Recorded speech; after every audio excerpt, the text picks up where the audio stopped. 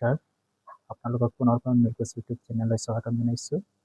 আজি আমি অনুশীলনী 1.1টো কৰিম আৰু 1.1টোত কুৱেশ্যন 14 নম্বৰলৈকে দিয়া হৈছে আৰু এইবাৰ অলপ পাঠ্যপুথিখনত কিছুমান চেঞ্জেছ হোৱা দেখা গৈছে আৰু এই পাঠ্যপুথিত MCQ কুৱেশ্যন দিয়া হৈছে। তেনেহ'লে বলক আমি কুৱেশ্যন নম্বৰ 1টো আৰম্ভ কৰিম আৰু কুৱেশ্যন নম্বৰ 1টোত কৈছে ইয়াত প্ৰতিটো সংখ্যাক ইয়াৰ মৌলিক উৎপাদকবোৰ গুণফল হিচাপে প্ৰকাশ কৰা। আৰু 1 নম্বৰত 5টা কুৱেশ্যন দিয়া হৈছে। তেনেহ'লে পোনপ্ৰথমে আমি কুৱেশ্যন নম্বৰ 1টো কৰিম। 1টোত দিয়া হৈছে 1 নম্বৰ 140 মৌলিক উৎপাদক উলিয়াব কৈছে। 140 আমি ইয়াত মৌলিক উৎপাদক উলিয়াবলৈ হ'লে আমি ফেক্টৰাইজেশ্যন কৰিব লাগে। হৰণ প্ৰক্ৰিয়াতে আমি ইয়াত উলিয়াব পাৰি। 140 যদি চাওঁ ইয়াত একক স্থানত শূন্য আছে, তেনেহ'লে ইয়াত 2ৰে আমি হৰণ কৰিব পাৰি। যিহেতু 2 এটা মৌলিক সংখ্যা হয়, মৌলিক সংখ্যাৰে ইয়াত হৰণ কৰিব পাৰি। 2 7 গুণ 14, 2 শূন্য শূন্য, আকৌ একক স্থানত শূন্য আছে, 2ৰে যাব। 2 3 গুণ 6, ইয়াতে 1 আহিলে 10 হৈ গ'ল, 2 5 গুণ 10। এতিয়া একক স্থানত 5 আছে, 2ৰে হৰণ নাযায়, এটা 5ৰে যাব। 5 7 গুণ 35 আৰু এইটো 7 1 গুণ 7। এনেকৈ আমি হৰণ কৰিব পাৰি। ইয়াত 140 উৎপাদক পালোঁ, 2 2টা 5 আৰু 7 আৰু 1 পালোঁ। এতিয়া ইয়াত লিখিব লাগে 140 উৎপাদকবিলাক 2 পূৰণ 2 পূৰণ তাৰপিছত 5 পূৰণ 7। এইটো লিখিলেও একো নহয় আৰু নিলিখিলে একো নহয়, সেইকাৰণে ইয়াত লিখা নাই মই। ইয়াত এনেকৈ লিখি দিব পাৰি 2 স্কুৱেৰ ইনটু 5 ইনটু 7। এইখিনি আছিলে কুৱেশ্যন নম্বৰ 1ৰ উত্তৰ। এতিয়া কুৱেশ্যন নম্বৰ 1ৰ 2টো কৰিম। 1 নম্বৰ 2টো 1 নম্বৰ 2টো দিয়া হৈছে ইয়াত 156ৰ আমি মৌলিক উৎপাদক উলিয়াই ল'ম। 156 একক স্থানত 6 আছে, সেইকাৰণে 2ৰে হৰণ কৰিব পাৰি। 2 7 গুণ 14, ইয়াতে 1 আহি গ'ল, 16 হৈ গ'ল, 2 8 গুণ 16। আকৌ এক স্থানত 8 আছে, 2ৰে হৰণ যাব। 2 3 গুণ 6, ইয়াতে 1 আহি গ'ল, 2 9 গুণ 18। এতিয়া 3ৰে যাব, 3 গুণ 3, 3 3 গুণ 9। এতিয়া যিহেতু এই 13টো মৌলিক সংখ্যা হয়, ইয়াত আমি 13 লিখিব পাৰি। ইয়াত আমি লিখি দিব লাগে 156ৰ মৌলিক উৎপাদক পালোঁ আমি 2 2টা 3 পূৰণ 13। ইয়াক আমি 2 স্কুৱেৰ লিখিব পাৰি 3 ইনটু 13। এইটো আছিলে কুৱেশ্যন নম্বৰ 1ৰ 2টোৰ। এতিয়া আমি কুৱেশ্যন নম্বৰ 1ৰ 3টো কৰিম। এইটো মাৰি ল'ম মই।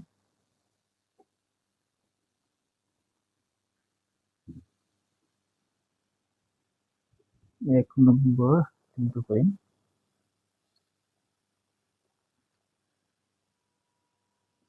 1 নম্বৰ 3টো দিয়া হৈছে ইয়াত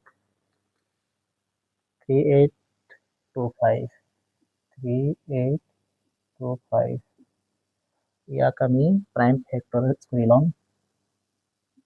3825, ইয়াত যিহেতু একক স্থানত 5 আছে, আমি ইয়াক 3ৰেও হৰণ কৰিব পাৰি। চাব লাগিব 3 আৰু 8 যোগ কৰিলে 11, 11 আৰু 2 যোগ কৰিলে 13 হয়, 13 আৰু 5 18। 3ৰে হৰণ যাব এইটো, 3 গুণ 3, 3 2 গুণ 6, ইয়াত 2 আহি গ'ল, 22 হৈ গ'ল। 3 7 গুণ 21, ইয়াত 1 আহি গ'ল, 15 হৈ যাব, 3 5 গুণ 15। এতিয়া আকৌ একক স্থানত 5 আছে, চাব লাগিব 3ৰে যাব নহয়, এইটো 3ৰে যাব। আকৌ 3 4 গুণ 12, 3 2 গুণ 6, 3 5 গুণ 15। আকৌ একক স্থানত 5 আছে, 3 যাব নাযায় চাব লাগিব। 2 আৰু 4 যোগ কৰিলে 6, 6 5 11, এইটো নাযায় 3, তেনেহ'লে আমি 5 কৰি দিম। 5 আৰু 40, ইয়াত 2 আহি গ'ল, 5 আৰু 40, 2 গ'ল 5, 5 গুণ 25, আকৌ 5 যাব, 5 গুণ 5, 5 7 গুণ 35, 17 গুণ 17। এতিয়া আমি এইখিনি উৎপাদক পালো 3825, 3 2টা পালো, 3 2টা, 5 2টা আৰু 17 পালো। ইয়াক আমি 3 স্কোয়াৰ ইন্টু 5 স্কোয়াৰ ইন্টু 17 লিখি দিলে তো উত্তৰটো শেষ হ'ব। এতিয়া আমি 4 নম্বৰটো 1 নম্বৰ চাৰিটো দিছে 50550005। ইয়াক ফেক্টৰাইজ কৰিব গ'লে 505ক, যেহেতু একক স্থানত 5 আছে, আমি 5 ইয়াক হৰণ কৰিব পাৰি। 5 গুণ 5, তাৰপিছত আছে 5 শূন্য শূন্য, 5 গুণ 5, যেহেতু 10 আৰু যোগ কৰিলে 11 হ'ব, এইটো 3 নাযায়, 2 নাযায়, তেনেহ'লে আমি 7 কৰি চাব লাগিব। 7 গুণ 7, ইয়াত আহি গ'ল 3, 30 হৈ গ'ল, 7 4 গুণ 28, 7 4 গুণ 28, ইয়াত 2 হৈ গ'ল, 7 3 গুণ 21, 143, 143 3 নাযায়, এইটো 11 যাব, 11 13 গুণ 11 13 গুণ 143 হয়, 13 গুণ 13। এইখিনি আমি মৌলিক উৎপাদকবিলাক পালো। 5 into 7 into 11 into 13, এইটোৱে ইয়াৰ উত্তৰ আছিলে। Question number 4। এতিয়া আমি কুৱেশ্যন নম্বৰ 5 কৰিম। কুৱেশ্যনৰ 5টো দিয়া হৈছে 7429, 7429। ইয়াক আমি ফেক্টৰাইজ কৰিবলৈ হ'লে 7 4, এইটো 7 আছিলে, 7429ক এইটো ইয়াক যদি হৰণ কৰিব গ'লে চাব লাগিব একক স্থানত যেহেতু 9 আছে, 3 যাব নাযায়, এইটো চাওঁ, 3 চাই ল'ম, 3 2 গুণ 6, ইয়াত আহি গ'ল 14 হৈ গ'ল, 3 4 গুণ 12, 3 4 গুণ 12, তাৰপিছত ইয়াত 2 আহিব, 3 7 গুণ 21, 19 হৈ যাব, এইটো 3 নাযায়, যেহেতু এইটো মৌলিক সংখ্যা হয় 9টো, সেইকাৰণে মৌলিক সংখ্যাৰ ইয়াক হৰণ কৰিব লাগে। 7 আৰু 4 যোগ কৰিলে 11 হ'ব, 11 আৰু 2 13, 13 আৰু 9 22 হৈ যাব, 22টো যুগ্ম সংখ্যা আৰু এইটো 2ৰে হৰণটো নাযায়। ইয়াক চাব লাগিব সূত্ৰৰে যাব, এইটো সূত্ৰ 4 গুণ 437 যাব, সূত্ৰ 437 যাব। তাৰপিছত আকৌ ইয়াক যোগ কৰি চাব লাগিব, 4 আৰু 3 10 হ'ব, 10 আৰু 7 17 হৈ যাব, 17 এটা মৌলিক সংখ্যা হয়। ইয়াক যদি হৰণ কৰিবলৈ হ'লে মৌলিক সংখ্যাৰে কৰিব লাগে, আৰু ইয়াক 19 1923 যা 1923 যা 437 হয়, আৰু ইয়াক 23 1 23 হয়। এইখিনি আমি প্ৰাইম ফেক্টৰছ পালোঁ, লিখি দিব লাগে 17 into 19 into 23, এইখিনি ইয়াৰ উত্তৰ আছিলে। এতিয়া আমি কুৱেশ্যন নম্বৰ 2টো কৰিম। কুৱেশ্যন নম্বৰ 2টো এইখিনি মাৰি ল'ব লাগিব।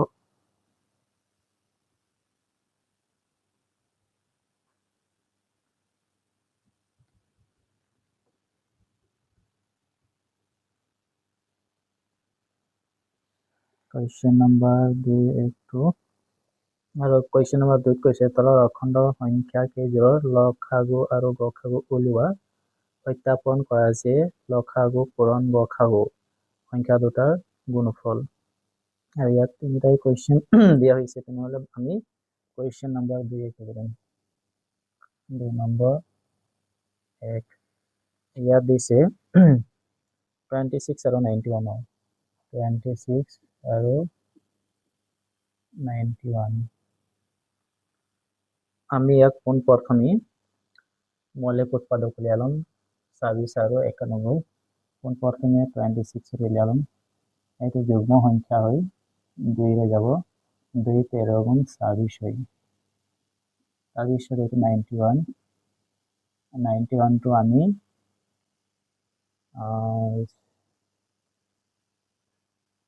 এইটো যেহেতু মৌলিক সংখ্যা হয়, এই মৌলিক সংখ্যাটো আমি মৌলিক সংখ্যাৰে ইয়াক হৰণ কৰিব লাগে। সূত্ৰ 21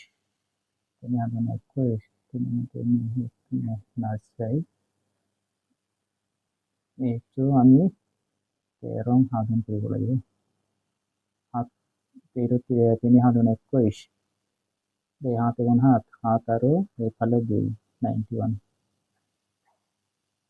ইয়াত দেখা গ'ল যে 7 13 7 13 গুণ 91 হয়, এইখিনি আমি পালো। আৰু যিহেতু এইটো মৌলিক সংখ্যা হয় আৰু এইফালে ইয়াত হৰণ নাযায়, তেনেহ'লে আমি লিখিব লাগিব 26 এইটো মৌলিক উৎপাদক পালো 2 into 13 আৰু এইফালে 91 7 into 13 মই এইফালে এনেকুৱা মিল থকাটো এযোৰ বনাই লওঁ, ভুল কৰি লৈছোঁ, যিহেতু এইটো গৰিষ্ঠ সাধাৰণ উৎপাদক হ'ব। এতিয়া লিখিব লাগিব 26 আৰু 91 পোনপ্ৰথমে আমি লসাগু লিখলাম, লসাগু লঘিষ্ঠ, এইটো লঘিষ্ঠ সাধাৰণ গুণিতক, ইংলিছত কয় ইয়াক LCM দেই, LCM লিখিবলৈ হ'লে আমি এই যিটো মিল আছে মিলটো যিটো এটা লিখিব লাগিব আৰু যিটো অমিল আছে অমিলখিনিও গোটেই সোপা লিখিব লাগে। তাৰপিছত ইয়াত লিখিলোঁ আমি 2 into 7 into 13টো এযোৰ আছে এটা লিখিব লাগিব আৰু ইয়াক আমি ইনটু কৰি দিব লাগে। এইফালে চাওক 2 7 গুণ 14 14 13 গুণ 4 গুণ 12 31 3 গুণ 3 4 1 গুণ 4 1 গুণ 1 281 182 পালো LCM। এতিয়া 26 আৰু 91 গসাগু এইটো হৈছে গৰিষ্ঠ সাধাৰণ উৎপাদক, ইয়াক SCF বুলি কয়, SCF মিল থকাটো লিখিব লাগে। ইয়াত 13 আৰু 13 মিল আছে, এটা 13 লিখিব লাগে 13। আৰু কুৱেশ্যনত কোৱা হৈছে লসাগু আৰু গসাগু পালো, লসাগু পূৰণ গসাগু, লসাগু আৰু গসাগুটো পূৰণ কৰিব লাগে, গতিকে লসাগু ইনটু হৈ আছে গসাগু, লসাগু আৰু গসাগুটো পূৰণ কৰিব লাগে, ইয়াত মই পূৰণটো কৰি দিম।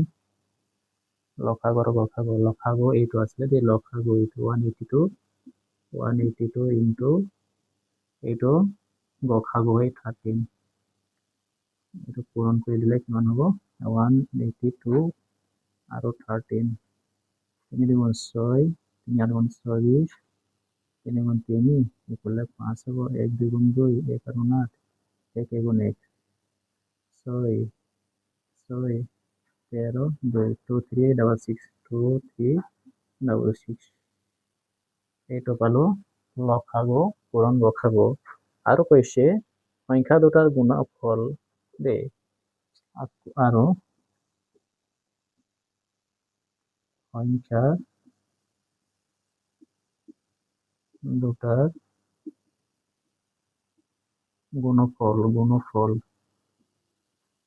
গুণফল হ'ব এইকেইটা 26 আৰু 91 26 পূৰণ 91 এইখিনি পূৰণ কৰিব কৈছে এতিয়া 26 আৰু 91 এইফালে আমি পূৰণ কৰি দিম 96 91 26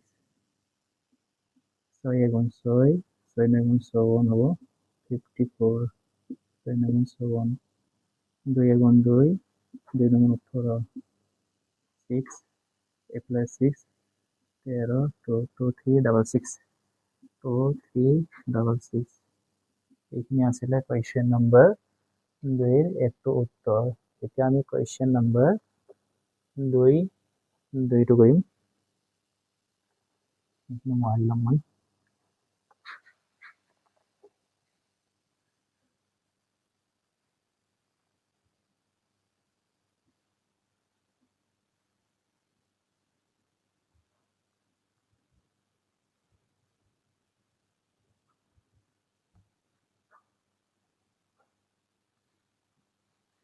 কুৱেশ্যন নম্বৰ 2টো কৰিম কুৱেশ্যন নম্বৰ 2টোত দিয়া হৈছে 2 নম্বৰ 2 510 আৰু 92 দিয়া আছে 510 আৰু 92 ইয়াক আমি টাইম ফেক্টৰাইজেশ্যন কৰি ল'ম 502টো পোনপৰটো হৰণ কৰিম 510 2ৰে হৰণ যাব যিহেতু এই স্থানত 0 আছে 2 2 গুণ 4 ইয়াতে 1 আহি গ'ল 11 হৈ গ'ল 2 5 গুণ 10 ইয়াতে 1 আহি গ'ল 2 5 গুণ 10 2 5 5 হৈ গ'ল এতিয়া 3ৰে নাযায় 5ৰে কৰি দিম 5 5 5 গুণ 25 5 গুণ 5 এতিয়া 51 হৈ গ'ল এইটো সূত্ৰ 3ৰে যাব 3 7 গুণ 21 3 51 317 এইটো যিহেতু মৌলিক সংখ্যা পালো আৰু এইফালে তলত হৰণ নাযায় ইয়াত 510 পালো মৌলিক উৎপাদক 2 into 3 into 5 into 17 তাৰপিছত এইফালে 92 চাব লাগিব 92 2 4 গুণ 8 2 4 গুণ 12 2 4 গুণ 8 2 4 গুণ 12 ঠিক আছে তাৰপিছত আকৌ 2ৰে যাব 2 2 গুণ 4 2 2 গুণ 4 2 3 গুণ 6 2 23 হৈ গ'ল লিখিব লাগে 92 ইকুৱেল টু 2 দুটা পালো আৰু 23 এটা এই 2টো মিল আছে সেইকাৰণে ইয়াক গোল কৰি ল'ম আৰু মিল থকা নাই লিখিব লাগিব 510 আৰু এইফালে 92 লসাগু প্ৰথমে লসাগু উলিয়াব লাগে লসাগু LCM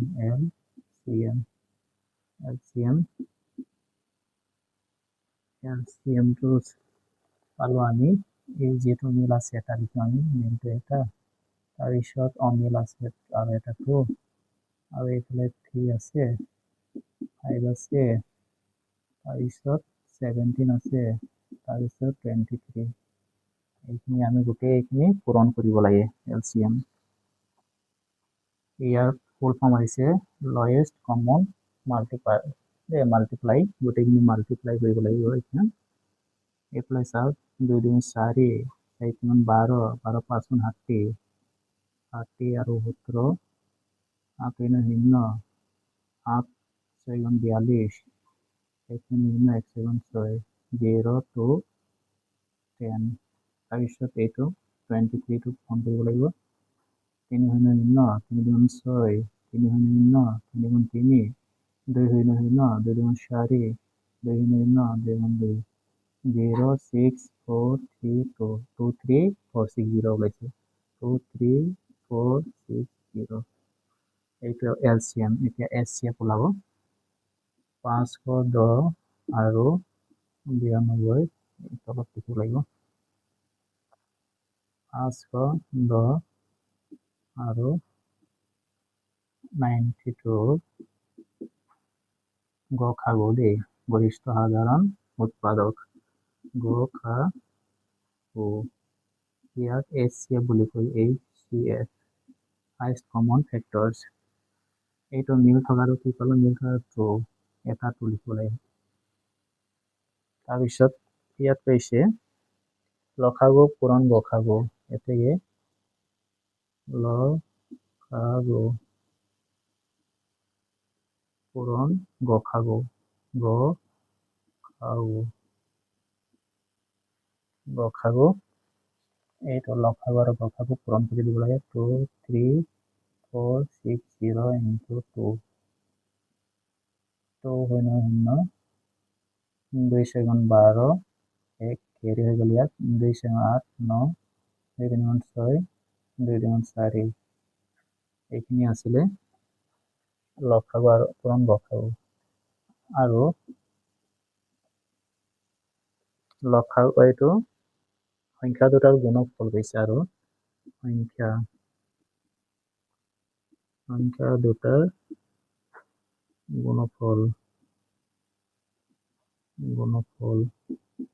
গুণফল এই দুটা পূৰণফল উলিয়াব লাগে 510 পূৰণ তাৰপিছত 92 এইখিনি হয় উত্তৰ 23460 দেই তথাপিতো আমি এইফালে কৰি ল'ম 51092 2 শূন্য শূন্য 2 গুণ 2 2 5 গুণ 10 9 শূন্য শূন্য 9 গুণ 9 9 5 গুণ 45 02964 46920 এইখিনি হ'ল 46920 এইখিনি আছিলে কুৱেশ্যন নম্বৰ 2 উত্তৰ এতিয়া আমি কুৱেশ্যন নম্বৰ 2 3 কৰিম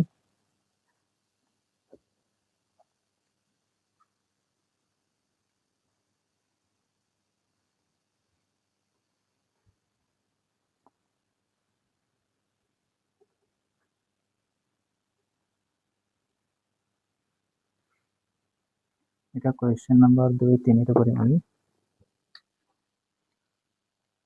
2 নম্বৰ 3 কুৱেশ্যন নম্বৰ 2 3 দিয়া হৈছে 336 আৰু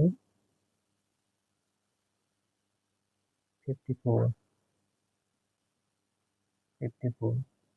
এতিয়া আমি ইয়াৰ প্ৰাইম ফেক্টৰছ উলিয়াই ল'ম 336 এইটো যেহেতু একক স্থানত 6 আছে এইটো 2 ৰে হৰণ কৰিম পোনপ্ৰথমে 2 গুণ 2 ইয়াতে হৈ গ'ল 13 2 7 12 2 গুণ 16 আকৌ 2 ৰে যাব 2 8 গুণ 16 2 4 গুণ 8 2 4 গুণ 8 2 গুণ 4 2 গুণ 4 2 গুণ 2 3 7 গুণ 21 এইটো প্ৰাইম নাম্বাৰ হৈ গ'ল সেইকাৰণে তলত আকৌ ফেক্টৰাইজ নলাব 336 প্ৰাইম ফেক্টৰ কি হলো 2 4টা 1 2 3 4টা 2 তাৰপিছত 3 আৰু 7 এইফালে 54 প্ৰাইম ফেক্টৰ চাব লাগিব 54 2 ৰে যাব ডিভাইড কাৰণ একক স্থানত 4 আছে যুগ্ম সংখ্যা হয় 2 2 গুণ 4 2 7 গুণ 14 3 9 গুণ 27 3 গুণ 9 2 এটা 3 3টা 2 পূৰণ 3 পূৰণ 3 পূৰণ 3 পালো এতিয়া মিল থকাটো কি আছে ইয়াত 2 এইযোৰ পালো তাৰপিছত এইফালে 3 এটা আছে আৰু 3টো এনেকৈ মই গোল কৰি দিছোঁ HCF ওলাব এইটো লিখিব লাগে 336 আৰু এইফালে 54 দে লসাগু ইয়াক কয় এলচিএম পালো আমি গোটেই সোপা আমি ইনটু কৰিব লাগিব, এইখিনি মোহাৰিব লাগিব।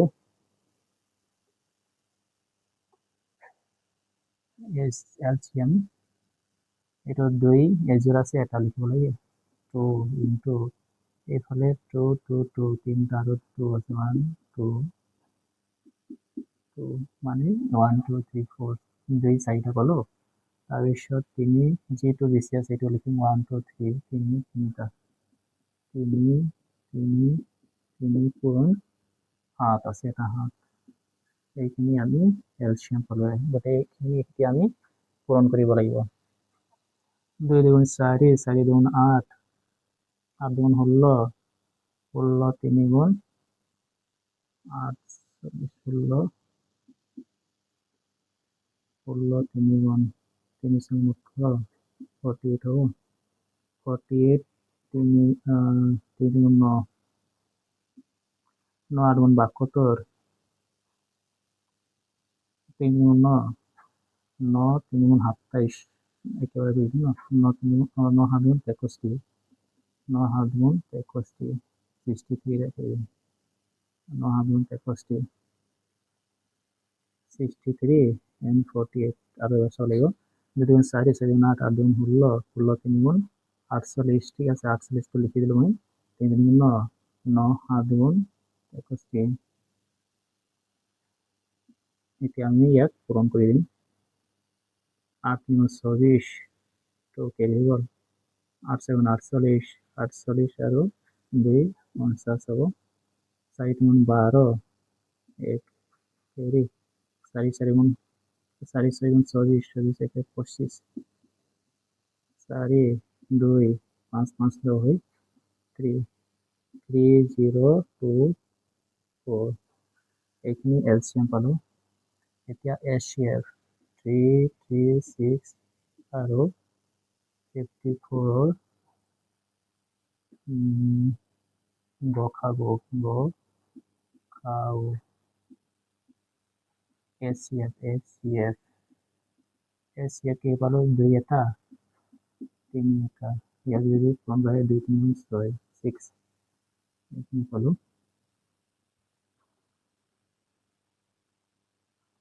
এতিয়া লসাগু আৰু গসাগু পূৰণ কৰিব লাগে। ইয়াতে লসাগু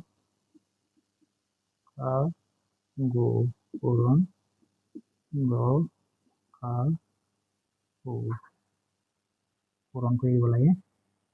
এইটো লসাগু 3024 এইটো হয় লসাগু 6 ইয়াক পূৰণ কৰি দিলে 6 4 গুণ 24 তো কেৰি হৈ গ'ল 6 গুণ 12 12 আৰু 2 14 এইবিলাক 14 লিখি দিব লাগে 6 নাহি 6 3 গুণ 18 18144 পালো। এতিয়া কৈছে ইয়াত সংখ্যা দুটাৰ গুণফল আৰু সংখ্যা দুটাৰ গুণফল সংখ্যা দুটাৰ গুণফল মানে এইটো 336 into 54 এইটো ওলাব 18144 চাব লাগিব 33654 4 4 গুণ 24 তো কেৰি 4 3 12 12 2 14 4 3 গুণ 12 12 13 14 এইটো 4 3 গুণ 12 হ'ব কারণ কেরি নাই তো ইয়াত 5 6 গুণ 30 3 কেরি হৈ গ'ল 5 3 15 15 আৰু 3 18 18 কেরি 1 5 3 15 15 হলো 4 4 10 হ'ব এইফালে 1 আৰু 6 7 8 1 1 8 0 4 ওলাইছে চাব লাগিব ইয়াত 4 4 হ'ব ইয়াত 2 8 10 ঠিক আছে 7 8 কবারতো ভুল হয়েছে দেই এইটো একে ওলাব লাগিছিলে 4 7 24 2 ইয়াতে গ'ল 4 দুগুণ 12 14 কি আছে তাৰপিছত 0 4 14 318 এইটো কেনেকৈ চাব লাগিব 4 24 4 12 12 আৰু 2 14 হ'ব ঠিক আছে এতিয়া 4 12 ইয়াত 13 হ'ব লাগিছিলে এইটো ভুল হৈছে অলপ 3 আৰু 8 11 হ'ব 81 ঠিক আছে 18144 এইখিনি আছিলে কুৱেশ্যন নম্বৰ 2 3টো উত্তৰ এতিয়া আমি কুৱেশ্যন নম্বৰ 3টো কৰিম আৰু কুৱেশ্যন নম্বৰ 3ত হৈছে মৌলিক উৎপাদকীকৰণ পদ্ধতিৰে তলৰ অখণ্ড সংখ্যাবোৰ লসাগু আৰু গসাগু উলিওৱা এতিয়া কুৱেশ্যন নম্বৰ 3 কৰিম 3 নম্বৰ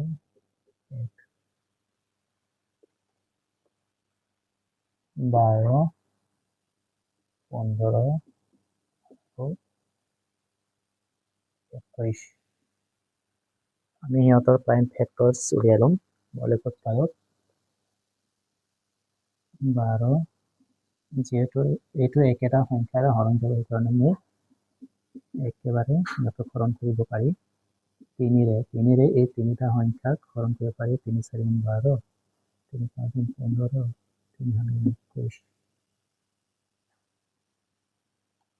তাৰপিছত আকৌ যদি ইয়াক ভাঙিব পাৰি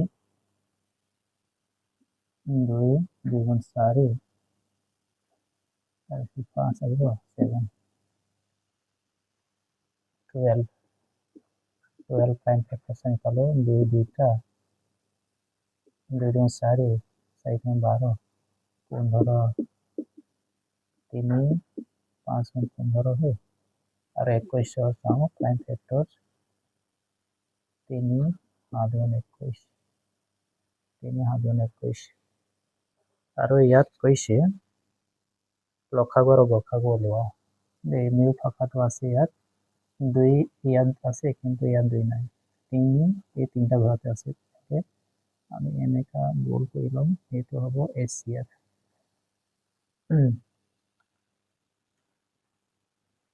লিখি দিব লাগে ইয়াতে 12 15 আৰু 21 লসাগু LCM গোটেইখিনি প্লাছ কৰিব লাগে যিহেতু ইয়াত দিয়া আছে লয়েষ্ট কমন মাল্টিপ্লিকেশ্যন দেই মাল্টিপ্লাই কৰিব লাগে গোটেইখিনি ইয়াত 2 2টা আছে 2 2টা তাৰপিছত 3 এটা পালোঁ মানে 3 এযোৰ আছে এটাই লিখিব লাগে 5 7 লিখিব লাগে 5 আৰু 7 এইখিনি ইনটু কৰি দিব লাগে 2 2 4 4 3 12 12 5 70 70 আৰু 7 42 4 2 0 আকৌ 12 15 আৰু 21 গসাগু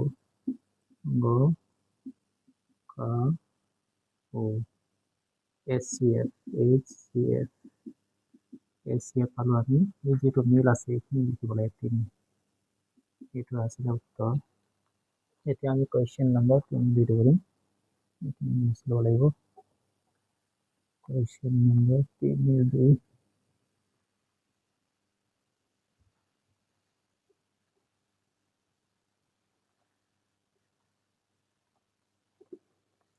Question number 10 to this year. 3 number 2. 3 number 2 to 17 23. 17 23 আৰু 29 আৰু 29 এইখিনি আমি পাইছোঁ দেখিবলৈ আৰু ইয়াত গোটেই তিনিটাই আছে মৌলিক সংখ্যা দেই আৰু ইয়াৰ যদি উৎপাদক চাওঁ 1 হ'ব যিটো নিজৰ উৎপাদক নিজে হয় লিখিব লাগিব 17 যদি আমি ইয়াৰ প্ৰাইম ফেক্টৰ্ছ কৰিম 17 1 is 17 হয় 23 into 1 হ'ব 29 যদি চাওঁ 5 ফেক্টৰ 29 into 1 অকল এক মিল আছে আৰু ইহঁতৰ যদি HCF পাওঁ গসাগু 1 হ'ব দেই এতিয়া লিখিব লাগিব 17 23 আৰু 29 লসাগু LCM হ'ব এইখিনি প্লাস কৰি দিব লাগে ইনটু কৰি দিব লাগে 17 into 23 into 29 ইনটু কৰিম 29 23 3 গুণ 27 3 গুণ 6 আৰু 2 7 হ'ব 2 গুণ 18 3 4 5 7 2 গুণ 16 6 তাৰপিছত 17 ইনটু কৰিব লাগিব 7 7 গুণ 50 4 কেৰি হ'ল 7 7 42 42 আৰু 4 46 হ'ব 4 কেৰি হ'ল 7 7 42 42 আৰু 4 46 1 7 গুণ 7 1 7 6 6 9 6 আৰু 7 13 হ'ব 1 কেৰি হ'ল 12 13 তাৰপিছত 1 প্লেট কি হ'ল 11 হ'ব 1 3 3 9 এইখিনি হ'ল LCM এতিয়া HCF চাব লাগিব HCF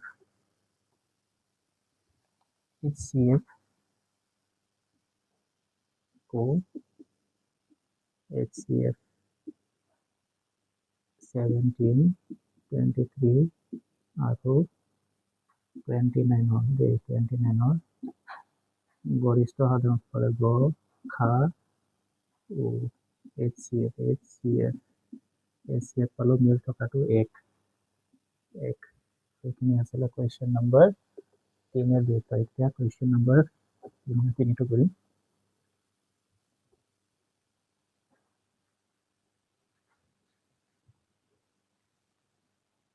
কুৱেশ্যন নম্বৰ 3 টো কৰিম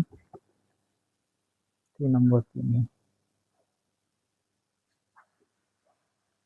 নম্বৰ 3 টো দিয়া হৈছে ইয়াত 8 9 আৰু 25 8 9 আৰু 25 ইয়াৰ আমি প্ৰাইম ফেক্টৰ চালে 8 যদি চাওঁ 2 3টা হ'ব 2 3টা 2 গুণ 4 4 গুণ 8 আৰু 9 3 3 গুণ 9 25 যদি চাওঁ 5 5 গুণ 25 হয় ইয়াত চাওক ইয়াত HCF চাবলৈ গ'লে HCF নাই তেনেহ'লে আমি এইফালে 1 ইনটু কৰিব লাগিব যেহেতু মৌলিক সংখ্যাৰ বা সকলো যিটো উৎপাদক চাবলৈ গ'লে এক সকলো সংখ্যাৰ উৎপাদক হৈ সেইকাৰণে 1 লিখিব পাৰি এইটো হ'ব আমাৰ HCF লিখিব লাগিব নেতেকে 8 9 25 আৰু 25 লসাগু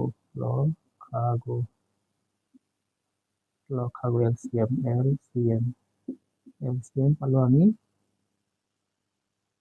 8 into 8 গোটেই লিখি দিলে হৈ যাব 8 9 and 25 8 9 72 72 to 25 5 2 10 carry 1 5 9 35 35 হ'ব 2 2 4 2 14 0 10 8 1 1 8 0 হ'ব এইটো LCM এতিয়া HCF আমি চাওঁ HCF 1 হ'ব যেহেতু ইয়াত মিল থকাটো 1 আছে আকৌ 8 9 আৰু 25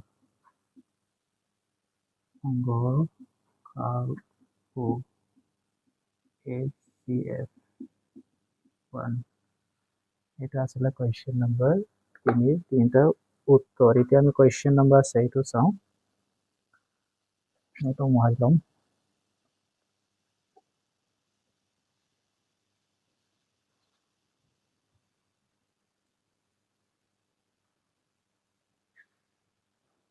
কুৱেশ্যন নম্বৰ 4টো দিয়া হৈছে। কুৱেশ্যন নম্বৰ 4 হৈছে দিয়া আছে গৰিষ্ঠতা উৎপাদক গসাগু 306 আৰু 657 ইকুৱেল টু 9 গসাগু দিয়া আছে ন আৰু লসাগু 306 657 উলিওৱা। তেনেহ'লে আমি দিয়া আছে বুলি লিখিম। দিয়া আছে সংখ্যা দুটা দিয়া আছে সংখ্যা দুটা দিয়া আছে 306 আৰু 657 এইখিনি দিয়া হৈছে। গসাগু দিয়া হৈছে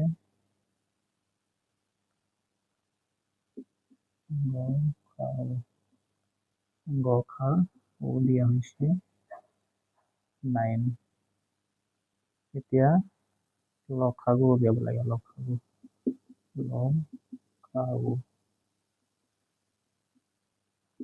লসাগু দিয়া নাই। এতিয়া আমি এইখিনি উলিয়াবলৈ হ'লে এই যিটো 2 নম্বৰত কুৱেশ্যন কৈছে ইয়াত লসাগু আৰু গসাগু সমান সংখ্যা দুটাৰ গুণফল এই উত্তৰটো লিখিব লাগে। সেইটো লিখিব লাগে ইয়াতে লসাগু আৰু গসাগু সংখ্যা দুটাৰ গুণফল লসাগু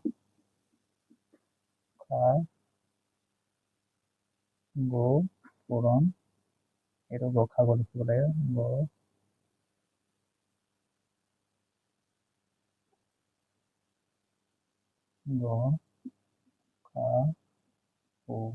গসাগু সংখ্যা দুটাৰ গুণফল বুলি কৈছে। সংখ্যা দুটাৰ গুণফল এইখিনি পালো। এতিয়া আমাক ইয়াত গসাগু দিয়া হৈছে। গসাগু পাইছো আমি 9 দেই আৰু সংখ্যা দুটাৰ গুণফল বুলি কৈছে। এটা লিখি দিব লসাগু ইনটু 9 গসাগু 9 দিয়া হৈছে। এফালে আমি পাইছো সংখ্যা দুটাৰ গুণফল মানে 306 পূৰণ 657 সংখ্যা দুটাৰ গুণফল এই সংখ্যা দুটা লিখি দিছো মই ইয়াত। এতিয়া চাওক এইটো লসাগু আমাক উলিয়াব কৈছে। লসাগু ইকুৱেল টু এইখিনি হৰণ কৰিব লাগে 306 ইনটু 657 এইটো কেঞ্চেল যাব নৰে চাব লাগিব। 9 3 গুণ 27 9 3 গুণ 27 যাব 27 ইয়াত 3 গুণ 9 4 গুণ 36 নৰে কমপ্লিটলি কেঞ্চেল হ'ল। এতিয়া 34 থাকিল ওপৰত আৰু 657 থাকিল। ইয়াত পূৰণ কৰি দিব লাগে 657 34 ইনটু কৰিলে 7 4 গুণ 28 তো কেৰি হৈ গ'ল 4 5 গুণ 20 20 আৰু 2 22 হ'ব তো কেৰি হ'ল 4 6 গুণ 24 24 আৰু 2 26 3 গুণ 21 3 গুণ 21 হ'ব তো কেৰি হ'ল 3 5 15 15 2 17 3 7 18 19 8 3 8 13 হ'ব 1 3 12 হ'ব তো 2 3 3 8 হ'ব এইটো 2 2 3 3 8 এইখিনি আমি গসাগু পালো। গসাগু লিখি দিব লাগে লসাগু পালো। লসাগু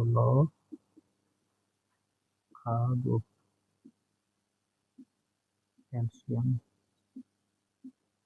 পালো 2 2 338 এইখিনি আছিলে কুৱেশ্যন নম্বৰ 4 উত্তৰ কুৱেশ্যন নম্বৰ 5টো কৰিম আৰু 5 নম্বৰ কুৱেশ্যনটো সুধিছে পৰীক্ষা কৰা কোনোবা স্বাভাৱিক সংখ্যা n ৰ ক্ষেত্ৰত 6n সংখ্যাটো শূন্য অংকৰে শেষ হ'ব পাৰে নে নাই তেনেহ'লে আমি জানো যে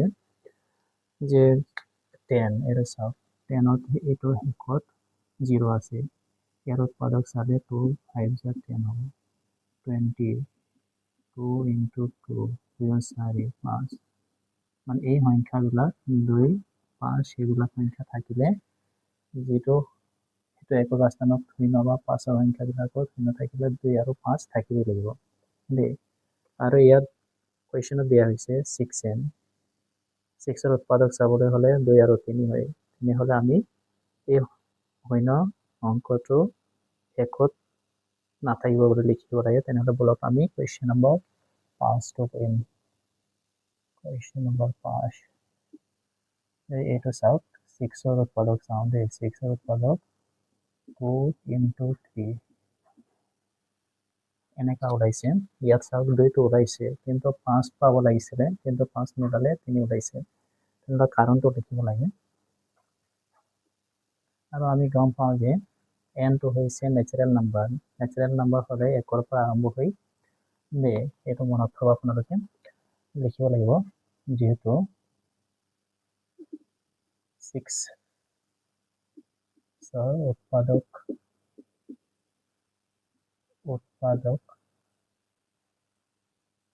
উৎপাদকত 3 পোৱা গ'ল এইখিনি মুছি ল'ম মই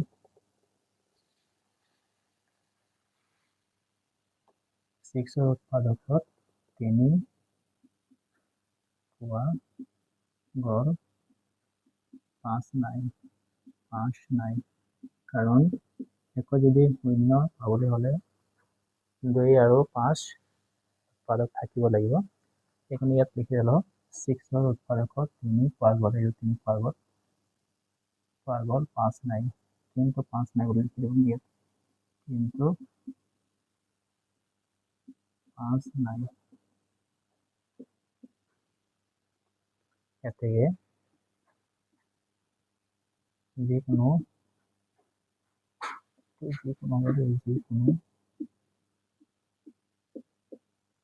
স্বাভাৱিক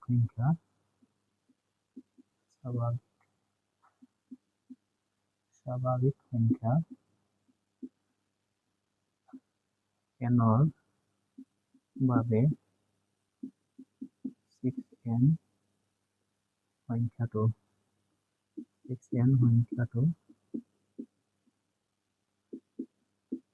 শূন্য অংকৰে শেষ নহয় বুলি লিখিব লাগে শেষ হ'ব নোৱাৰে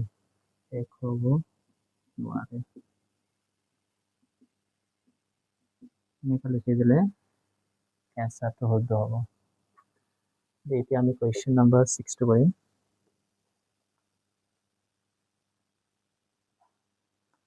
কুৱেশ্যন নম্বৰ 6 এইটো মই ল'ম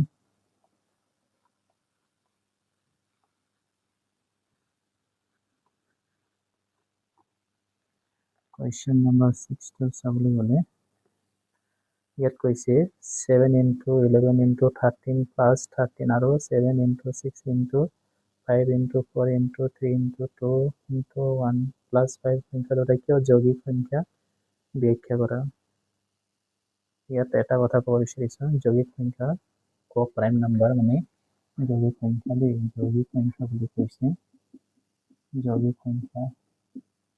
যৌগিক সংখ্যা হৈছে যাৰ উৎপাদক মানে মৌলিক সংখ্যা পোৱা যায় সাপোজ we look এইটো 10ৰ উৎপাদক 2 আৰু 5 এইটো মৌলিক সংখ্যা ইয়াক আমি যৌগিক সংখ্যা বুলি ক'ব পাৰি বা মৌলিক সংখ্যা এইটো মনত থব 20 এইটো চাওক 4 into 5 এইটোতো মৌলিক সংখ্যা নহয় যুগ্ম সংখ্যা আমি ইয়াক এনেকৈ লিখিব পাৰি 5 এইটো হৈ গ'ল এতিয়া যৌগিক সংখ্যা দেই ইয়াক আমি যৌগিক সংখ্যা কাৰণ উৎপাদক আমি মৌলিকত প্ৰকাশ কৰিব পাৰি ইয়াক যৌগিক সংখ্যা বুলি ক'ব পাৰি। এতিয়া আমি কুৱেশ্যন নম্বৰ 6টো সমাধান কৰিম।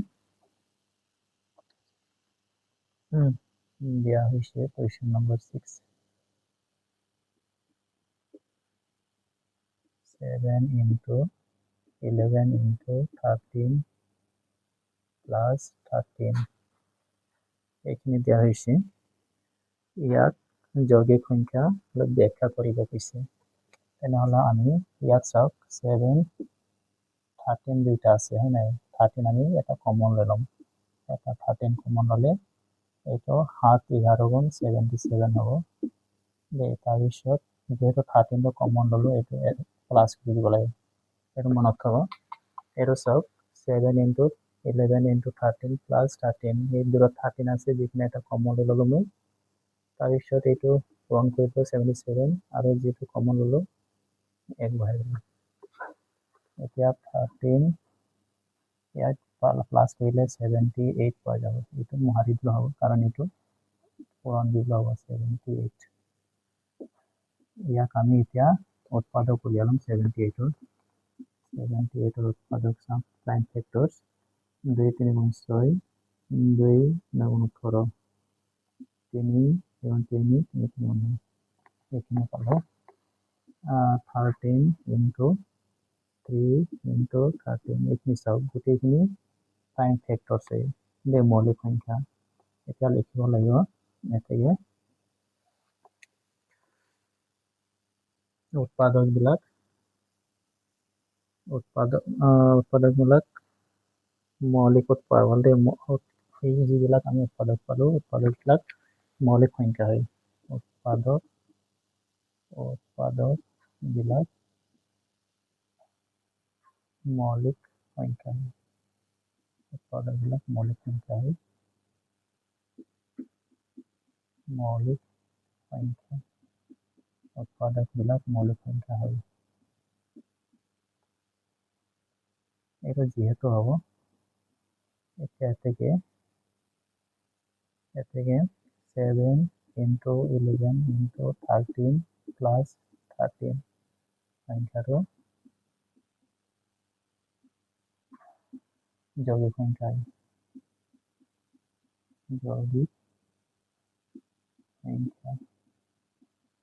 যৌগিক সংখ্যা হয়। এনেকৈ লিখি দিলে এনচাৰটো শুদ্ধ হ'ব। এতিয়া আমি আকৌ আৰু এটা কুৱেশ্যন দিছে ইয়াত এইটো কৰিম। এইটো মই মোহাৰি ল'ব লাগে। এইটো চাইডে লিখি দিম।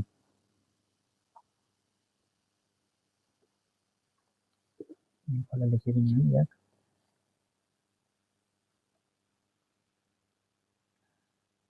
কাৰণ ইয়াত আৰু এটা কুৱেশ্যন আছে। আকৌ বুলি লিখি দিছিলোঁ। আকৌ কি আছে 7 into 6 into 5 into 4 into 3 into 2 into 1 into এইটো প্লাছ 5 আছে প্লাছ 5 এইটো এটা যৌগিক সংখ্যা বুলি দেখুৱাব লাগে। এইটো চাওক কমন আছে 5 আছে 5টো কমন লৈ ল'ম। এইখিনি ইনটু কৰি দিম 8 6 গুণ 42 তাৰপিছত এইফালে 4 গুণ 12 12 2 গুণ 24 আৰু কমন ল'লো সেইবিলাক প্লাছ 1 কৰি 5 এইফালে পূৰণ কৰি দিব লাগিব 42 আৰু 24 ইনটু কৰিলে 2 4 গুণ 8 4 4 গুণ 16 2 গুণ 4 2 4 গুণ 8 8 2 9 1008 প্লাছ 1 ইয়াত লিখিব লাগে 5 এইটো ইনটু কৰিবলৈ হ'ব 009 দেই। ইয়াক আমি চাব লাগিব প্ৰাইম ফেক্টৰছত নিব পাৰিম নোৱাৰে। 3ৰে যদি চাওঁ 3 9 হৈ যাব 3 3 গুণ 9 হৈ যাব। তাৰপিছত এইফালে 9 আছে 19 হৈ যাব নাচাই। তেনেহ'লে এইটো নিজে এটা প্ৰাইম ফেক্টৰছ প্ৰাইম নাম্বাৰ হয় সেইকাৰণে আমি ইয়াত আকৌ ভাঙিব নোৱাৰি, লিখি দিম ইয়াত। যিহেতু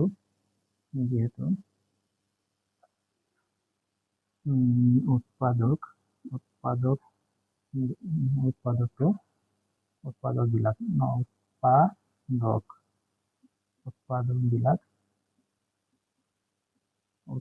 বিলাক মৌলিক সংখ্যা হয়। মৌলিক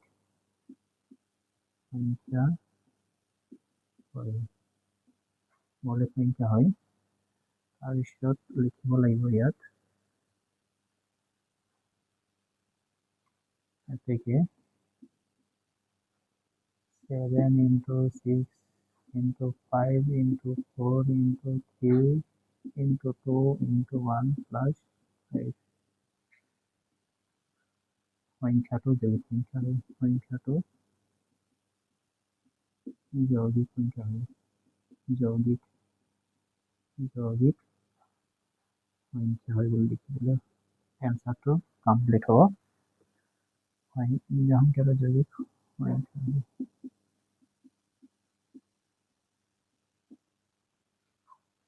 এইটো আসলে কোয়েশ্চন নাম্বার 6 ৰ উত্তৰ। এতিয়া আমি কোয়েশ্চন নাম্বাৰ 7টো কৰিম আৰু কোয়েশ্চন নাম্বাৰ 7টোত কোয়েশ্চন দিয়া হৈছে এখন খেল পথাৰৰ চাৰিওপিনে এটা বৃত্তাকাৰ পথ। খেল পথাৰখন গাড়ীৰে এবাৰ ঘূৰিবলৈ সোনিয়াৰ 18 মিনিট লাগে, য'ত একেটা ঘূৰণিতে ৰবিৰ লাগে 12 মিনিট। মানে এটা খেল পথাৰ আছে, খেল পথাৰখন বৃত্তাকাৰ আকৃতি বুলি কৈছে দেই, বৃত্তাকাৰ এনে গোল আছে।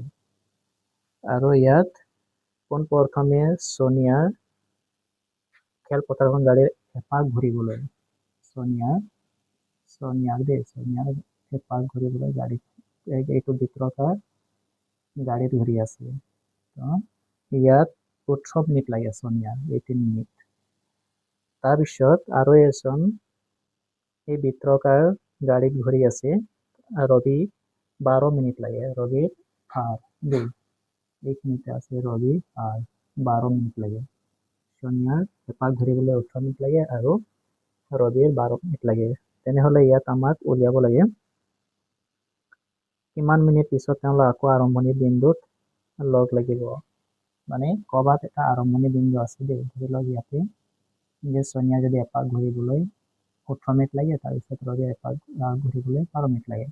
তেনেহ'লে এই যিটো আৰম্ভণি বিন্দু, এই আৰম্ভণি বিন্দু দুয়োটা পাবলৈ হ'লে দুয়োটা কিমান মিনিট বা কিমান সময়ত এই আৰম্ভণি বিন্দুত পাব এইটো উলিয়াব কৈছে। তেনেহ'লে বলক আমি কোয়েশ্চন নাম্বার 7টো কৰিম। কোয়েশ্চন নাম্বাৰ 7 কোয়েশ্চন নাম্বাৰ 7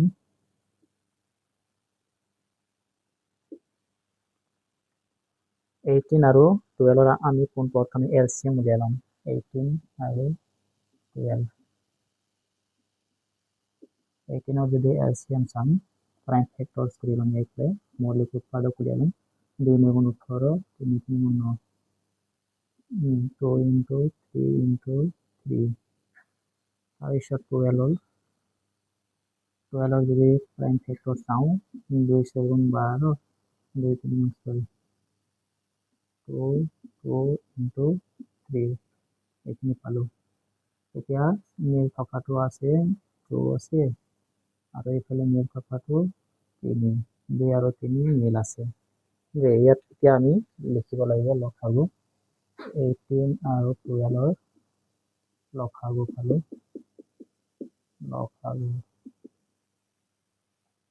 এইটো যিখিনি মিল আছে এইখিনিও লিখিব লাগে। মিল থকা এটা লিখিব লাগিব, এযোৰ আছে এটা। তাৰপিছত এইফালে 2 এটা আছে, 3 এইফালে আৰু এটা 3 আছে। এইখিনি ইনটু কৰি দিব লাগে।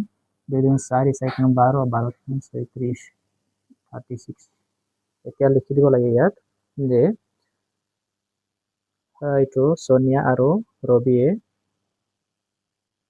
আৰম্ভণি বিন্দুত লগ হওঁতে 36 মিনিট লাগিব বুলি লিখিব লাগে।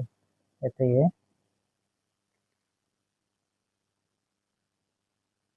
সোনিয়া আৰু ৰবিয়ে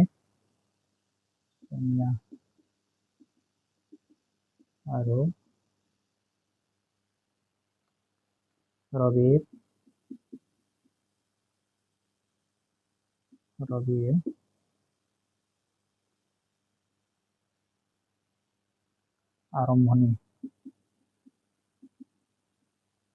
আৰম্ভণিৰ বিন্দুটোত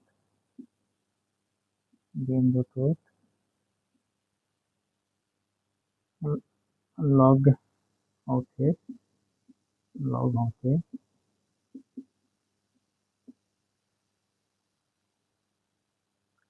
36 মিনিট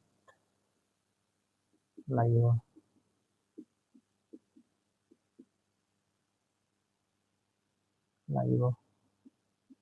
এইটো আছিলে কুৱেশ্যন নম্বৰ 7ৰ উত্তৰ।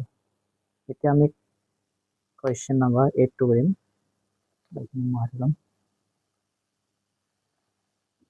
Question number 8।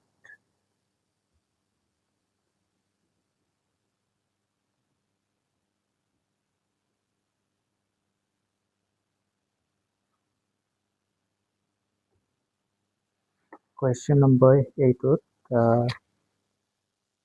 6টা কুৱেশ্যন দিয়া হৈছে আৰু 8 নম্বৰ প্ৰথম কুৱেশ্যনত কৈছে এটা ৰেজিমেণ্টত থকা সৈনিকবোৰক 15, 20 বা 25 জনকৈ লৈ কিছুমান শাৰীত থিয় কৰাব পাৰি। ৰেজিমেণ্টত অতি কমেও কিমানজন সৈনিক আছে, মানে এটা ৰেজিমেণ্টত আছে আৰু শাৰী পাতি থিয় কৰাবলৈ হ'লে এটা শাৰীত 15টা, এটা শাৰীত 20টা আৰু এটা শাৰীত 25 জনকৈ থিয় কৰাবলৈ তেনে কেপাচিটি আছে। তেনেহ'লে ৰেজিমেণ্টত কিমানজন সৈনিক আছে বুলি সুধিছে কুৱেশ্যনত। তেনেহ'লে আমি পোনপ্ৰথমে এইটো এলচিএম উলিয়াই ল'ম। 8 নম্বৰ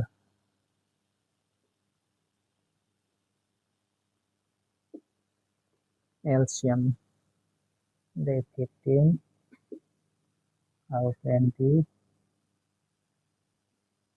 আৰু 25 ইয়াতৰ এলচিএম উলিয়াব লাগিব।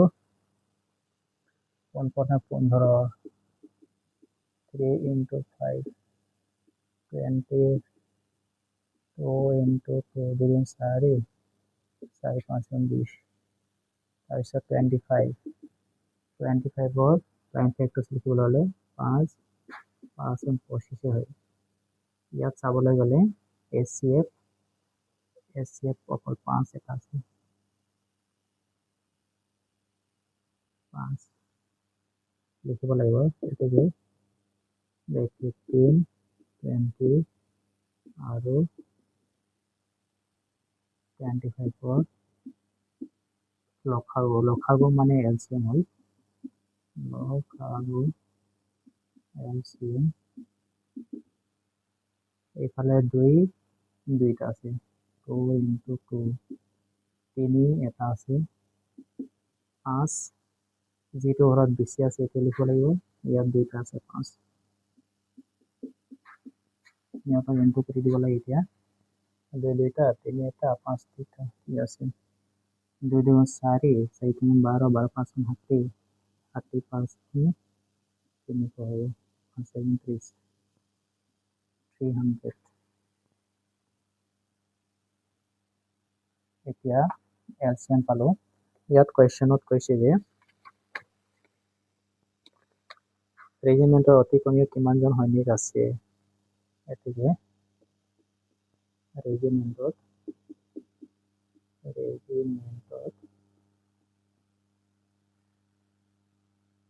অতি কমেও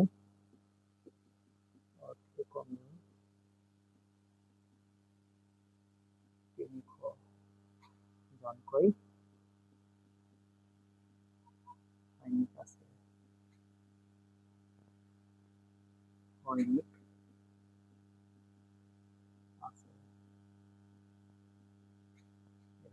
এনসাৰ হ'ব। এতিয়া আমি কুৱেশ্যন নম্বৰ এইটো 8 কুৱেশ্যন নম্বৰ 8ৰ 2টো কৰিম। কুৱেশ্যন নম্বৰ 2টোত কৈছে ইয়াত এটা ঘণ্টা 18 ছেকেণ্ড আৰু আন এটা ঘণ্টা 60 ছেকেণ্ডৰ অন্তৰালত বাজে। কোনো এক সময়ত দুটা ঘণ্টা একেলগে বাজিলে তাৰ কিমান ছেকেণ্ড পিছত ঘণ্টা দুটা পুনৰ একেলগে বাজিব। মানে দুটা ঘণ্টা বেলেগ বেলেগ সময়ত বাজিবলৈ কৈছে। এটা 18 ছেকেণ্ড, এটা 60 ছেকেণ্ড। তেনেহ'লে এই দুটা যেটো আগে পিছে বাজে আমাৰ ইয়াক কৈছে যে 2টা ঘণ্টা যদি একেলগত বাজিবলৈ হলে কিমান সেকেন্ড লাগিব বুলি কোৱেশ্চন দিছে তেনেহলে আমি ইয়াক প্ৰথমে এলচিএম উলিয়াম 18 আৰু 60 8 নম্বৰ 2 18 and 69 দে এলচিএম উলিয়াম প্ৰথমে 18 আৰু 60 বুলি কৈছে এইটো 60 লিখিব লাগিব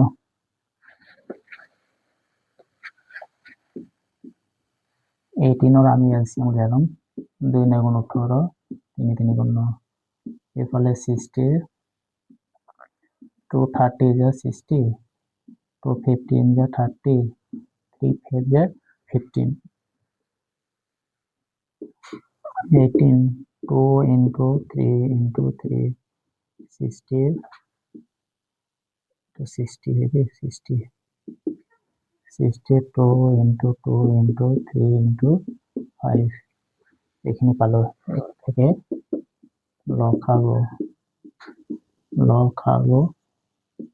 লখাগু পালো আমি এখানে মই এনেকা মিলাই লম লখাগু পালো 2 দুইটা তাৰপিছত 3 দুইটা আৰু 5 এটা এখানে পালো এতিয়া হিয়াতক মাল্টিপ্লাই কৰি দিব লাগে 2 4 4 12 12 3 36 36 3 36 5 1 5 7 30 5 3 15 18 180 হব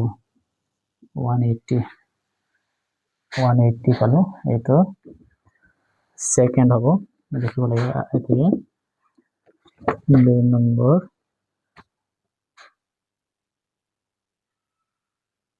দুটা ঘন্টা এতেকে দুটা ঘন্টা একেলগে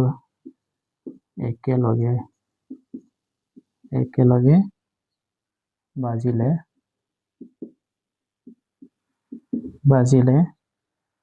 180 সেকেন্ড পিছত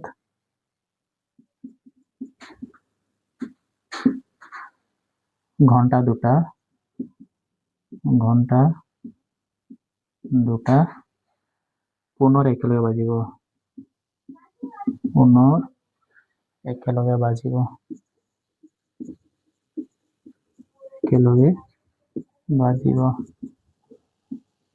এইটো আসলে কোৱেশ্চন নম্বৰ এইটো 2 নম্বৰ উত্তৰ এটা কোৱেশ্চন নম্বৰ 3 কৰিম কোৱেশ্চন নম্বৰ 3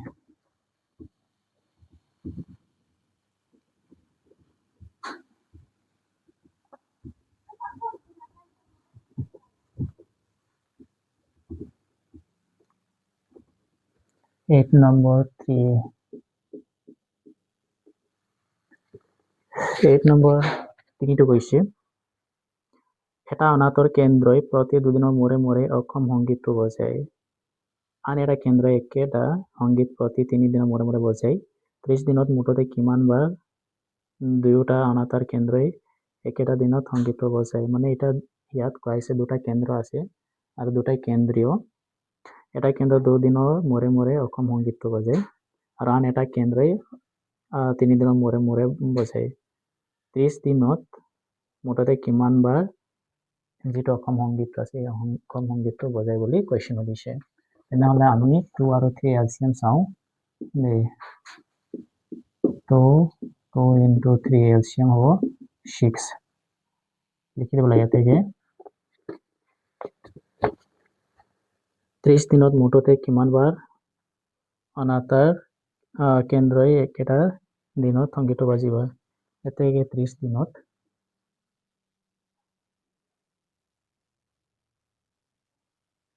এতেকে 30 দিনত মুঠতে ইয়াত হৰণ কৰি লব 30 into 6 5 6 5 যা 35 5 দিনৰ মূৰে মূৰে অসম সংগীতটো বাজিব লিখিব লাগিব 30 দিনত মুঠতে 5 বাৰ 5বাৰ দুয়োটা অনাতাঁৰ কেন্দ্ৰই দুয়োটা অনাতাঁৰ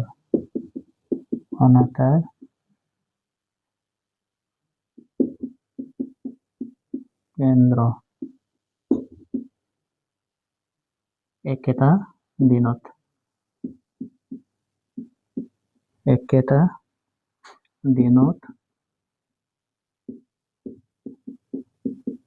সংগীতটো বাজিব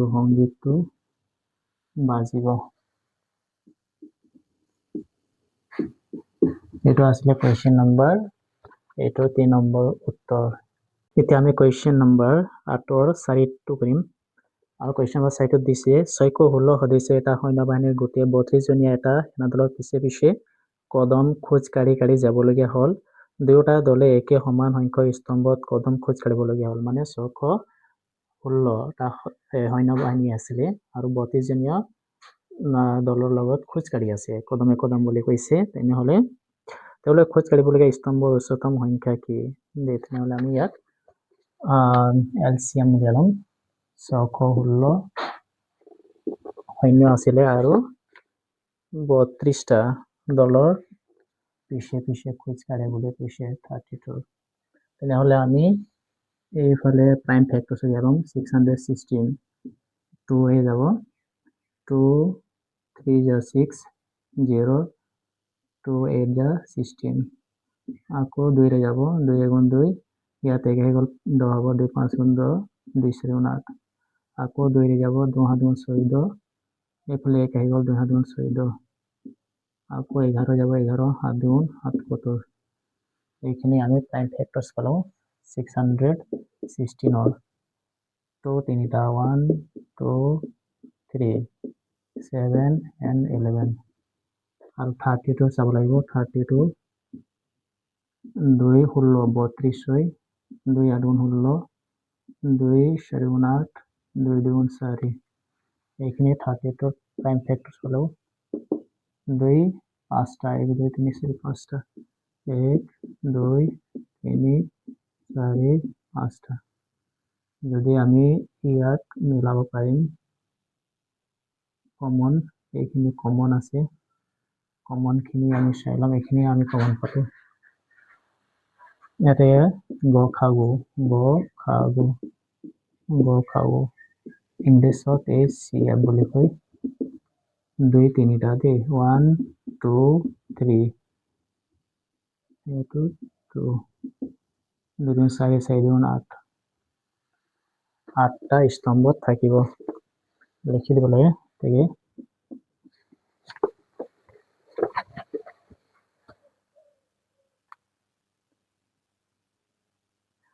তেওঁলোকে খোজ কাঢ়িবলগীয়া স্তম্ভৰ উচ্চতম সংখ্যা হ'ব 8টা বুলি লিখি দিব লাগে। তাকে দুয়োটা দেই, এইটো দুয়োটা দলে একেলগে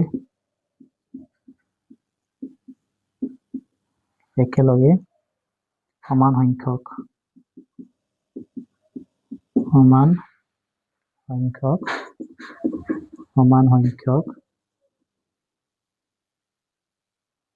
স্তম্ভত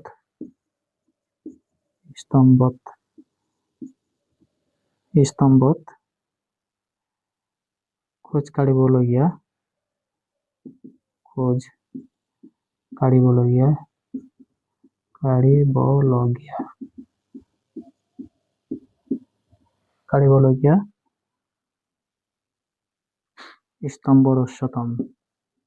স্তম্ভৰ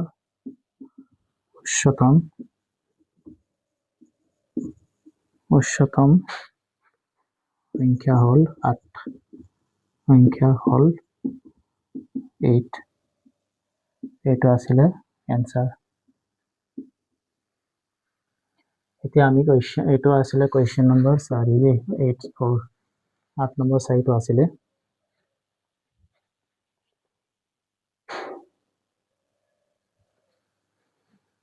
এটা কুৱেশ্যন নম্বৰ 5টো কৰিম। 8 নম্বৰ 5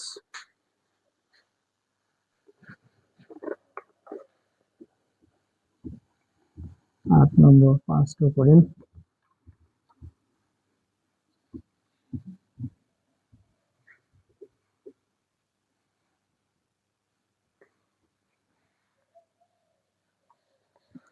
আঠ নম্বৰ 5টোত কৈছে হিমাদ্ৰীয়ে 625টা ভাৰতীয় আৰু 325টা আন্তঃৰাষ্ট্ৰীয় ডাক টিকট সংগ্ৰহ কৰিলে। হিমাদ্ৰী এজনী ছোৱালীয়ে 625টা ভাৰতীয় আৰু 325টা আন্তঃৰাষ্ট্ৰীয় ডাক টিকট সংগ্ৰহ কৰিলে বুলি কোৱা হৈছে। তাই এইবাৰ এক বিশেষ থোকত ৰাখি প্ৰদান কৰিবলৈ বিচাৰে যাতে এটাও ডাক টিকট ৰৈ নাযায়। হিমাদ্ৰীয়ে সৰ্বাধিক কিমানটা থোকত ডাক টিকেটবোৰ প্ৰদান কৰিব পাৰিব? নহ'লে আমি ইয়াক SCF উলিয়াব লাগিব। SCF হিমাদ্ৰী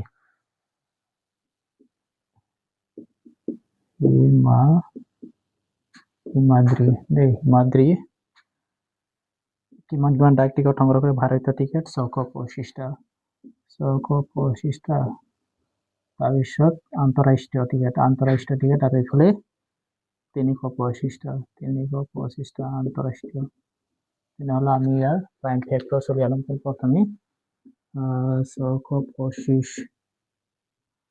চাব লাগিব। 3ৰে যদি ইয়াক হৰণ কৰিব পাৰি, 3ৰে নাযায়, তেনেহ'লে আমি 5ৰে কৰি দিম। 5 × 5 এইফালে 1 × 12, 5 × 2 10, এইফালে 2 5 × 25, আকৌ 5ৰে হৰণ যাব। 5 2 × 10, 5 5 × 25, আকৌ 5ৰে যাব। 5 5 × 25, এইখিনি আমি প্ৰাইম ফেক্টৰ্ছ পালোঁ। 625 625, 5 4টা 1 2 3 4, 325 325 5 6 29, 5 5 × 25, 5 29, 25 ঠিক আছে। 5 × 5, 5 × 15, 5 × 5 15, 5 2টা আৰু 13 এটা পালোঁ। ইয়াত কমন আছে 5, এইফালে এটা কমন আছে 5 আৰু নাই। এতেকে গ খাব SCF 5 2টা পালোঁ। 5 5 × 25, ইয়াত লিখি দিব লাগে। 5 নম্বৰটো অকণো ৰৈ নোযোৱাকৈ হিমাদ্ৰীয়ে সৰ্বাধিক লিখিব লাগে। এতেকে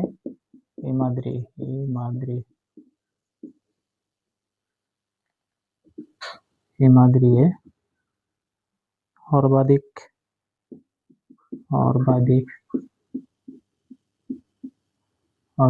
25টা থোকত ডাক টিকটবোৰ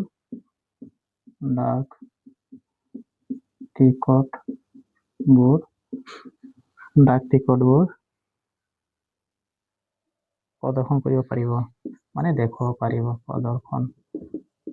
প্ৰদৰ্শন কৰিব পাৰিব। এইখিনি আছিলে কুৱেশ্যন নম্বৰ 8ৰ 5টোৰ উত্তৰ। এতিয়া আমি কুৱেশ্যন নম্বৰ 8ৰ 6টো কৰিম। এইটো মাৰি ল'ব লাগিব।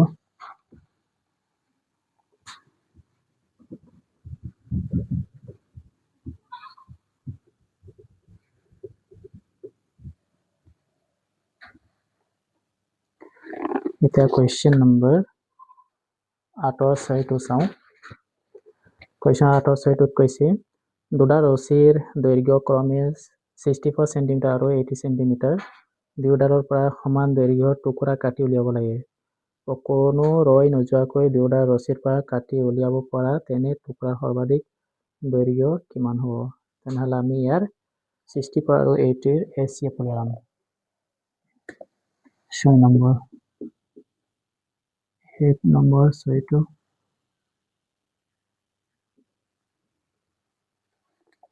8 নম্বৰ 6টো 64 আৰু 80ৰ SCF উলিয়াম প্ৰথমে। 64 2 3 6 2 4 2 16 32 2 8 16 2 4 8 2 2 4 এইখিনি পালোঁ তাৰপিছত 80 যদি প্ৰাইম ফেক্টৰ চাম 2 সলিউশন 80 হয় 2 20 2 10 যা 20 2 5 যা 10 এইখিনি পালোঁ আমি 64 প্ৰাইম ফেক্টৰ চাওঁ 2 কেইটা পালোঁ 1 2 3 4 5 6 এটা 2 1 2 3 4 5 6 80 80 2 4টা পালোঁ 1 2 3 4 into 5 কমন আছে এইখিনি কমনটো চাওঁ কমন এইফালে আৰু এটা 2 আৰু এইফালে এটা 2 এইফালে আৰু এটা 2 আৰু নাই লিখিব লাগে ইয়াতে গ খাও ACF 1 2 3 4 1 2 3 4 2 2 4 7 8 2 16 16 পালোঁ ACF ইয়াত লিখি দিব লাগে দুয়োডাল ৰছীৰ পৰা কাটি উলিয়াব পৰা তেনে টুকুৰা সৰ্বাধিক ইয়াতে দুয়োডাল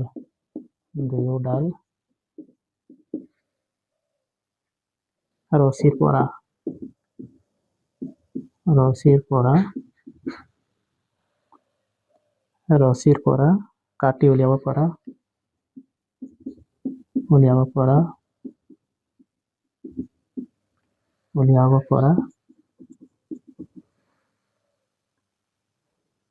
তেনে টুকুৰা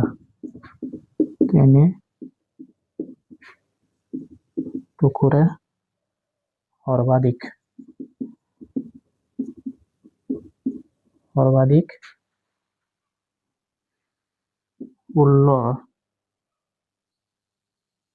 16 সেন্টিমিটাৰ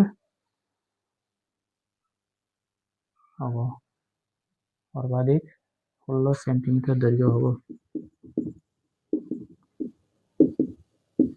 এইটো আছিলে কোৱেশ্চন নম্বৰ এইটো ছয়টাৰ উত্তৰ এতিয়া আমি কোৱেশ্চন নম্বৰ 9 কৰিম আৰু কোৱেশ্চন নম্বৰ 9 কৈছে ইয়াত চাৰিটা অংক বিশিষ্ট আটাইতকৈ ডাঙৰ সংখ্যাটো নিৰ্ণয় কৰা যিটো সংখ্যা 18 24 আৰু 37 বিভাজ্য হয় 18 24 আৰু 37 বিভাজ্য হয় চাৰিটা অংক বিশিষ্ট ইয়াত লিখিব কৈছে তেনেহলে বলক আমি কোৱেশ্চন নম্বৰ 9 টো সমাধান কৰিম 9 কোৱেশ্চন নম্বৰ 9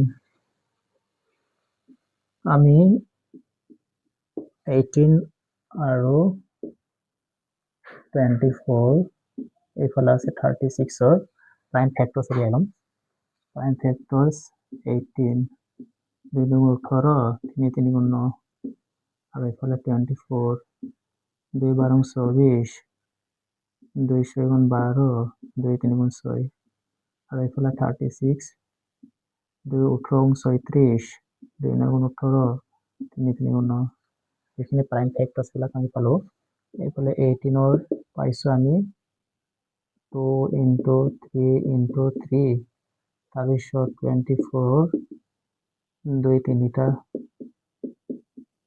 আৰু 3 এটা তাৰপিছত 36 2 2টা 3 2টা আৰু এইফালে চাবলৈ গ'লে এলচিএম উলাই ল'ব লাগিব এতেকে লসাগু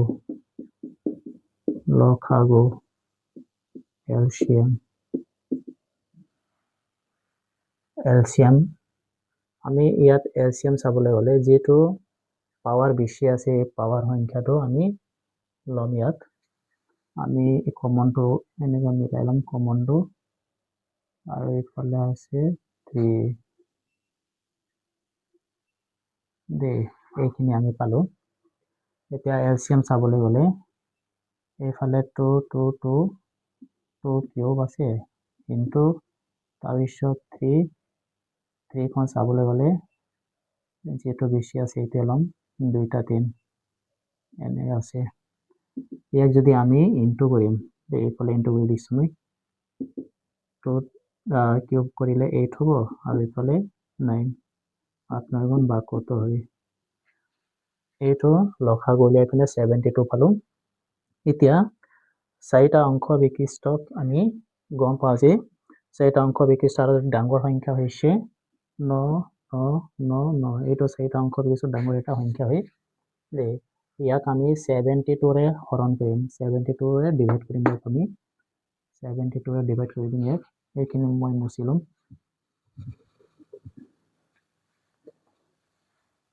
9999 72ৰে আমি ডিভাইড কৰি দিম। ইয়াক যদি আমি হৰণ কৰিম, একবাৰ যাব 72, তাৰপিছত 9 পৰা 2 গ'লে 7 হ'ব, 9 পৰা 7 গ'লে 2, এইটো 9টো নমাই দিব লাগিব। এতিয়া 2ৰে কৰিলে কমিব, 3ৰে কৰিব লাগিব। 72 3ৰে, 3 2 6, 3 আৰু 21, 216 হ'ব, 216। 9 পৰা 6 গ'লে 3, 7 পৰা 1 গ'লে 6, 63 হৈ গ'ল। এই 9টো আকৌ নমাই দিব লাগিব। এতিয়া চাব লাগিব, 8 বাৰ কৰি চাব লাগিব। 8 times 72, 8 বাৰে 2 8 16, 1 8 7 56, 1 57, 5 7 6 5 7 6। এতিয়া মাইনাছ কৰি দিব। 6 পৰা 9 পৰা 6 গ'লে 3 হ'ব, 13 পৰা 6 গ'লে 6 হ'ব, 63। ইয়াত 3 আৰু 3 বাৰ গৈছিলে আৰু এইটো 8 বাৰ, 138 পালো। মানে এইটো 999 ডিভাইড বাই এইটো 72ৰে কৰিলে 138। ৰিমাইণ্ডাৰ এইটো চাওক, ৰিমাইণ্ডাৰ 63 ওলাইছে, 9999। এইটো 4টা 9কে আমি আকৌ এই 63টোক মাইনাছ কৰি দিম। 63 মাইনাছ কৰিলে কি হ'ব? 9 পৰা 3 গ'লে 6 হ'ব, 9 পৰা 6 গ'লে 3 হ'ব, 9 এইটোৱে আছিলে এনচাৰ দেই। এতিয়া লিখিব লাগিব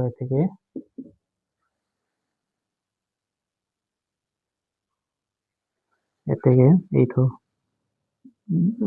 9936।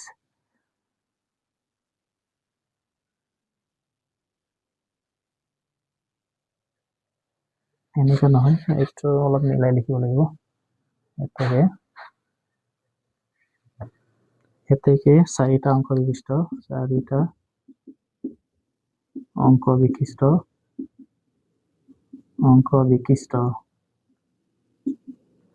বিশিষ্ট আটাইতকৈ ডাঙৰ সংখ্যাটো হ'ল, 4টা অংক বিশিষ্ট আটাইতকৈ ডাঙৰ সংখ্যাটো, 4টা অংক বিশিষ্ট আটাইতকৈ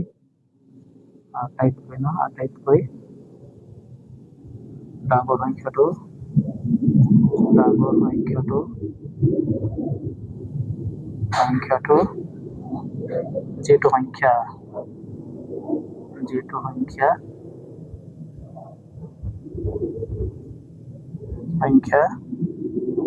18 বিভাজ্য সংখ্যাটো হ'ল, এই সংখ্যাটো হ'ল বুলি লিখি দিলে হয়, ইমান দীঘল লিখিব নালাগে। আটাইতকৈ ডাঙৰ সংখ্যাটো হ'ল, এইটো লিখি দিব লাগিব 9936। এইটো আছিলে উত্তৰ।